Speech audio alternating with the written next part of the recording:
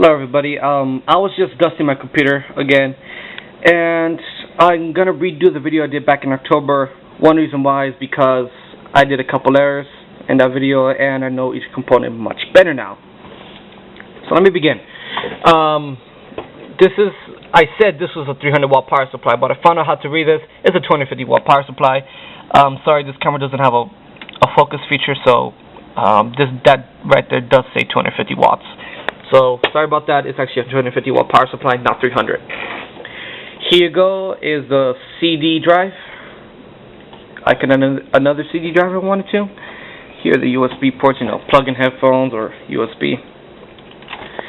Right here is a 220 gigabyte hard drive, HDD. Right here, sorry it's a little dark. 2 sticks of RAM. In total 4 gigabyte, DDR2 clocked at 800 megahertz.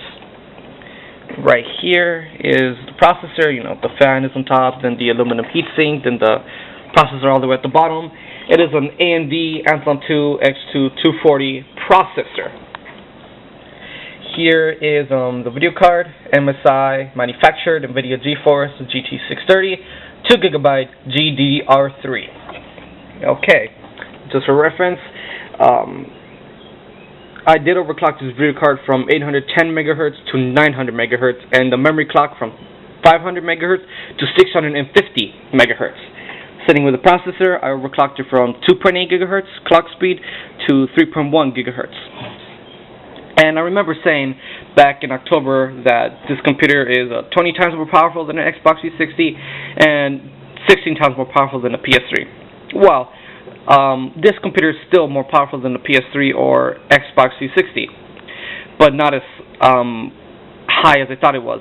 This computer is still 50% more powerful than a Xbox 360 and 25% more powerful than a PS3.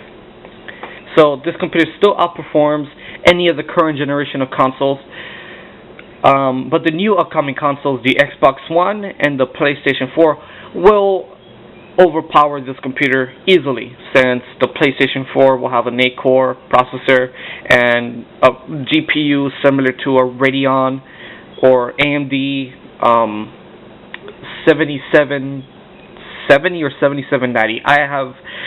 I'm not that familiar with AMD GPUs, just Nvidia GPUs, but I know the 7790 from AMD has similar performance, just a little less than Nvidia GTX 650 Ti Boost.